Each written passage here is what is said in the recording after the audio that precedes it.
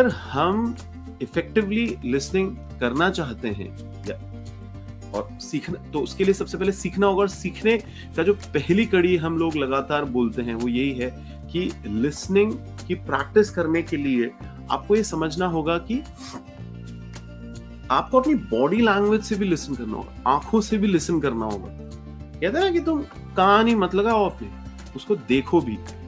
Non verbal cues होते हैं, micro expression होते हैं किसी के चेहरे पे, माइक्रो एक्सप्रेशंस होते हैं बॉडी लैंग्वेज के अंदर। कहते हैं ना शब्द झूठ बोल सकते हैं, शरीर झूठ नहीं बोलता। और ये कोई कहावत नहीं है, रियलिटी है। तो हम मिसअंडरस्टैंड कर जाएंगे किसी को अगर हम उसको सिर्फ सुन ही रहे, देख नहीं रहे ध्यान से, तो उसकी बॉडी लैंग्वेज पे ध्यान नहीं दे रहे। वॉइस के अंदर भी टोनालिटी होती है। अगर आप फोन में बात कर रहे हो सकता है वो कुछ बोल रहा हो, पर किस टोनालिटी में बात कर रहा है, क्योंकि क्या कह रहा है ये तो शब्द है। मेहराबियन लॉ कहता है कि शब्दों की इतनी वैल्यू नहीं होती, वो तो 7% माना जाता है कम्युनिकेशन में। आपकी वॉइस टोनालिटी की वैल्यू होती है 30-35% माना गया है, और आपकी बॉडी लैंग्वेज की वैल्यू होती है 50-55% माना गया है।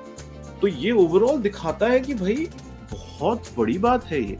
थिंक अबाउट इट, सोचिए कि हम कहीं एंटी लिसनर तो नहीं है, सुनना नहीं चाहते, और सुन भी इसीलिए रहे क्योंकि हमारे को जवाब देना। बोल ले यार, तू जितनी बकवास करेगा, एंड ऑफ द डे फिर मुझे ही बोलना है।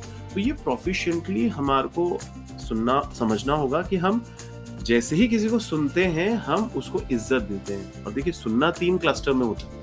पहला तो होता है अटेंड करना, उसको attending, following and reflecting. Second है फॉलोइंग और तीसरा है रिफ्लेक्टिंग। मैं आपको बताता हूँ एक एक करके। अटेंडिंग का मतलब क्या है कि आप नॉन वर्बल कम्युनिकेशन जो है उसकी इंपॉर्टेंस खुद भी समझ रहे हो और दूसरे की भी समझ रहे हो इंपॉर्टेंस। यानी कि आप ऐसे कोई फोल्डेड हैंड करके नहीं है, हाँ बोल ले, आई कांटेक्ट बना नहीं रहे और है ना कहीं यहाँ वहां देख रहे हैं कि हम डिसइंटरेस्टेड हैं। क्या दिखाता है? अटेंड ही नहीं कर रहे आप ढंग से उस इंसान, आई कांटेक्ट ही नहीं मेंटेन कर रहे। कैसे वो इंसान कंफर्टेबल महसूस करेगा आपके साथ? तो प्रैक्टिस करिए कि कहाँ ऐसा है कि आप बहुत ज्यादा तन के सुन रहे हो। एक तो घबरा के, कई लोग तो स्टेयर करते हैं। अरे आपकी बॉडी लैंग्वेज रिलैक्स होनी चाहिए पर अलर्ट होनी चाहिए। आपका पोस्चर जो होना चाहिए वो थोड़ा सा, कहते हैं ना किसी को सुनते हो आप ध्यान से तो थोड़ा लीन फॉरवर्ड हो जाते हो। खड़े होने में भी लीन फॉरवर्ड कर सकते हो, बैठ के भी लीन फॉरवर्ड किया जाता है। ये पोस्चर है। अगर मैं ऐसे बोलूं हाँ बोलो, तो ये क्या पोस्चर हुआ? So think about it. आपकी बॉडी लैंग्वेज कहीं ऐसा तो नहीं आपके आर्म्स, आपके लेग्स थोड़ा क्रॉस्ड हैं, जो अवॉइड कम्युनिकेशन वाला जो डिफेंसिवनेस है वो बॉडी लैंग्वेज से दिख रहा है।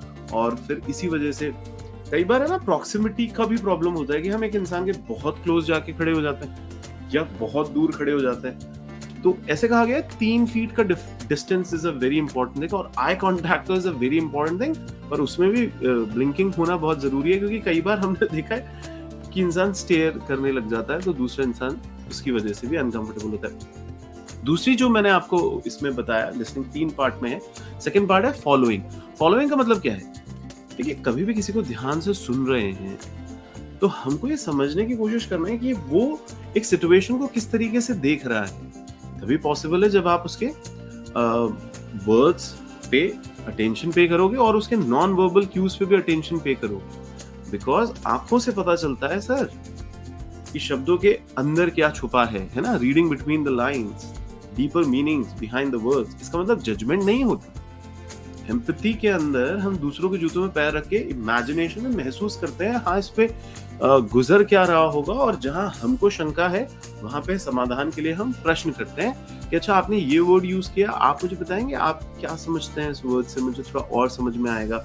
कि आपने कहा कि आपको वो इंसान अच्छा नहीं लगता, तो कौन से इंसान आपको अच्छे लगते हैं, और जब आपको कोई अच्छा नहीं लगता तो क्यों, क्या रीजन होता है कि वो अच्छा नहीं लगता। तो ये क्या ना डोर ओपनर क्वेश्चनिंग होती है, जिसके अंदर आप सही मायने में दूसरे इंसान की बातों को ना केवल वैल्यू दे रहे हो, आप उसमें इंटरेस्ट ले रहे हो। और आप वो इंटरेस्ट जो है वो दूसरे को भी दिखेगा यार आपकी बॉडी लैंग्वेज में। जब आंखों में चमक आती है, ध्यान से आप किसी को सुनते हो, आई कॉन्टैक्ट जो है आपका वो मेंटेन रहता है। आप किसी और मोबाइल में ऐसे इन्वॉल्व हो गए, आप कुछ और करने लग गए, आप इस तरीके से नहीं करते।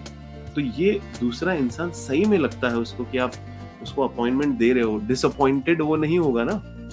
और फिर आप देखिएगा इंसान ज्यादा खुलता है, फिर वो ज्यादा खुल के बात करता है और खुल के कोई बात करेगा, यही तो विनिंग है कम्युनिकेशन के अंदर।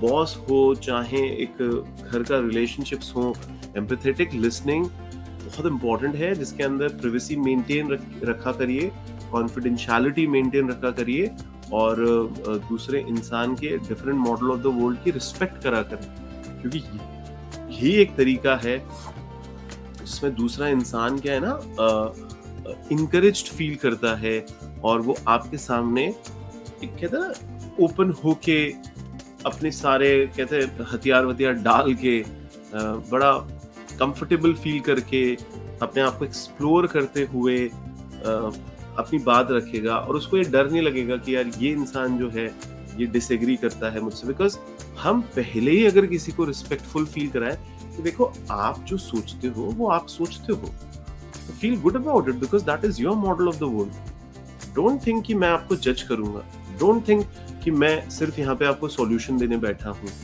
आप अपने दिल की बात रखिए, हो सकता है मैं डिसएग्री करूं उससे, but still I have lot of love and respect for you.